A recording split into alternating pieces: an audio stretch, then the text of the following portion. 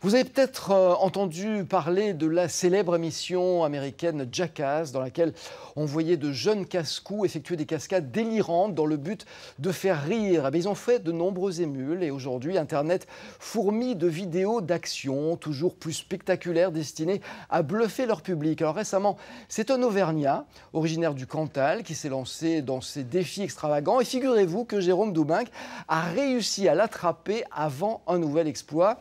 Bonjour Jérôme. Après le ski dans le métro ou sur feuille morte, le water jump et le slip and slide, que prépare Charles Dauzet, dites donc? On va lui poser la question. Bonjour Alain, bienvenue ici à Hanovre. Regardez un petit peu ce décor qu'on vous a réservé ce matin avec Charles Dauzet, cantalien. On est ici un petit peu chez vous sur votre territoire. C'est ça, notre terrain de jeu. Votre terrain de jeu, hein. Terrain de jeu qui a commencé il y a quelques temps déjà. Vous avez mûri certains de vos projets. Ouais. Alain posait la question, on va en découvrir bien sûr quelques-uns hein, de vos exploits, un peu extrêmes on va le dire. Mais vous êtes en train de préparer quelque chose pour la fin de semaine. Hein. C'est ça, oui, tout à fait. Là, ce week-end, là, on prépare un tournage là, donc sur le lac Gelé cette fois-ci. Ça va être un bowling humain. Un bowling humain. Oui, c'est ça. Donc, on va se faire tracter avec notre bon vieux système de la 205 sur le lac et voilà, on va mettre des quilles au bout et essayer de faire un bowling. Et l'humain sera à plat ventre. L'humain sera la boule de bowling. Voilà, il sera à plat ventre. C'est ça. C'est ça, à plat ventre sur le lac Gelé tiré par un câble. Et tracté à une cinquantaine de km/h sur le lac. Voilà. Alors en attendant que la neige tombe ici sur les sommets du Cantal, Charles n'a pas attendu qu'elle tombe pour aller skier. Je vous propose tout de suite un aperçu de ses exploits qu'il réalise avec certains de ses camarades de jeu, hein, voilà, ouais. Une petite bande d'amis. Le collectif s'appelle Radco. C'est ça. La vache un peu folle, la vache qui... La vache chalaire du Cantal avec un masque de ski un peu folle. Voilà. Alors... Il a œuvré dernièrement en attendant la neige sur le métro toulousain, il faut le dire. Vous avez un petit peu pété les plombs, non? Ouais, on a un peu pété les plombs. C'était notre première vidéo vraiment insolite et sans exploit sportif, on va dire, puisque là c'était juste de la débilité à l'état pur. Avec une prise de risque à chaque fois quand même qui est réelle, quoi. Un petit peu, mais après c'est vrai qu'on n'est pas non plus des kamikazes. On essaye toujours de calculer. Et il y a n'importe quel athlète, un minimum, enfin pas athlète d'ailleurs, n'importe quel sportif pourrait faire ce qu'on fait. On n'est pas des athlètes de haut niveau. L'inspiration, elle vous vient d'où? Alain Faury parlait de Jackass, on a tous connu ce que c'était que Jackass. Dans les Alpes, on connaît un certain Candide Tovex. Ouais. Vous êtes un peu entre les Jackass et le Candide Tovex? Alors, Jackass nous inspire pas vraiment. Candide Tovex un peu plus déjà. Ouais. Et après, oui, pas mal des youtubeurs américains comme un qui s'appelle Devin Supertramp. C'est vrai que c'est de là qu'un peu est partie l'idée de la première vidéo sur le lac. Et ensuite, on s'est fait un peu notre propre image, on va dire. Ouais. Et on reste dans notre style après. Ouais. Alors, ce sont des mises en scène hein, que vous imaginez, que vous réalisez, que vous tournez. Les images sont vos images. C'est ça. Avec soit une petite GoPro, avec des drones. Ça, ouais, vous avez tout un on a investi un peu quand même dans du matériel audiovisuel. Vous réalisez votre montage, donc on l'a dit, la mise en scène également. Et puis vous le publiez sur YouTube, c'est ça? Ouais, sur YouTube et Facebook, voilà. C'est exactement ça. Ouais. Et le but, c'est quoi finalement? De faire parler de vous? Alors le but, déjà, c'est de s'amuser entre amis, quoi, de se retrouver sur des projets communs.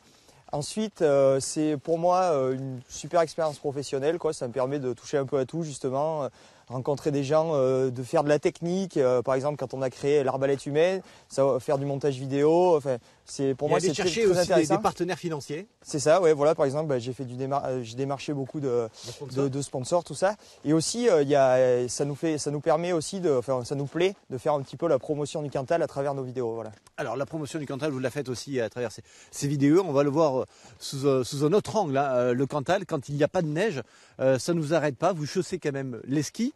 Vous partez dans les forêts, sur des pentes. C'est ça, ouais. Et la neige devient un tapis de feuilles d'automne. Regardez.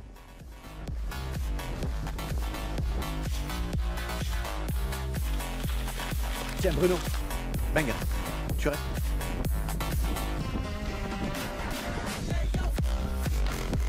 Ah c'est chaud. D'accord.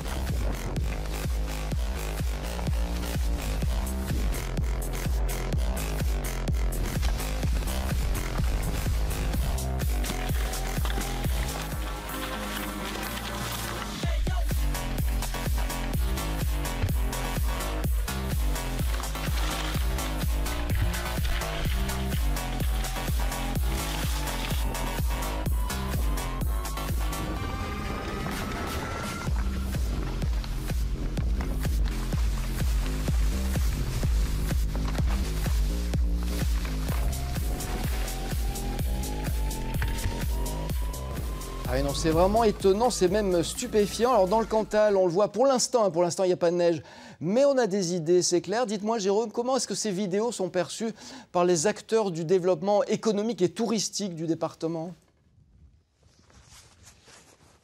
Mais justement, j'ai la personne Idouane qu'on a invité ce matin pour porter un regard sur le travail que les camarades de Charles pratiquent à leur temps perdu. C'est Bruno Avignon qui est en charge du développement économique et touristique de ce département qui est le Cantal. Quand vous avez découvert ces images, vous, quelle a été votre première réaction, Bruno ? Extra parce que c'est né d'une fleur qui a poussé à une vitesse phénoménale.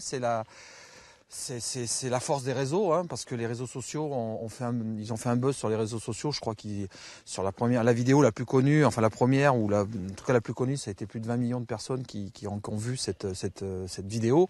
Et donc forcément, nous on a besoin de valoriser toujours notre image. Ça fait une dizaine d'années que sous la marque Cantal Auvergne, on essaye avec peu de moyens, mais avec on fait de la guérilla commerciale et de la guérilla de marketing territorial de faire parler de notre territoire. Et effectivement, des jeunes qui s'amusent dans le Cantal,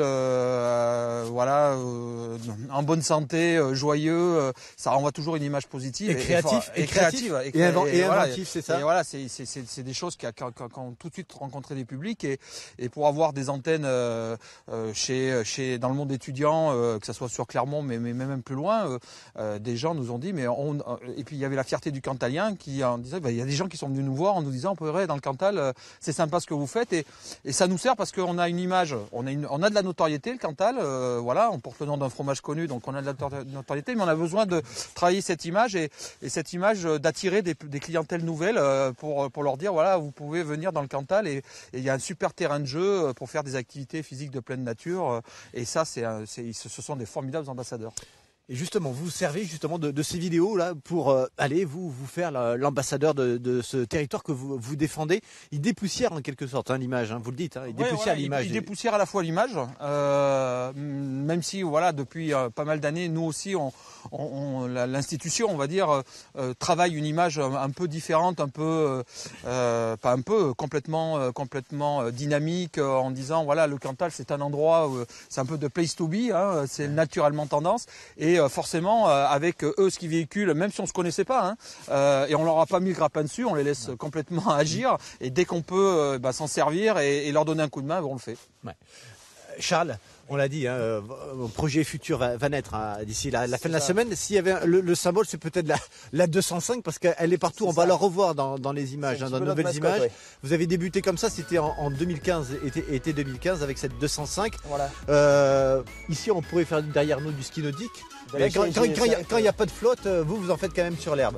Ouais, tout à fait, oui. On s'était tracté dans les monts du Cantal, c'était au plus violent avec la 205 justement. C'est vrai qu'avec une 205, on peut un peu tout faire vu que ça passe partout. Et donc c'est vrai que nous, ça nous sert beaucoup, c'est un outil de travail. Alors ce qui est incroyable, ce qu'il faut dire, c'est que Charles Dosé, il se dirige vers une activité professionnelle qui est le recyclage. Oui, et là, pour le coup, on est en plein dedans. Aussi, déjà, avec vos vidéos, vous recyclez. Alors c'est des vieilles chaussures, c'est vrai, des vieilles fringues.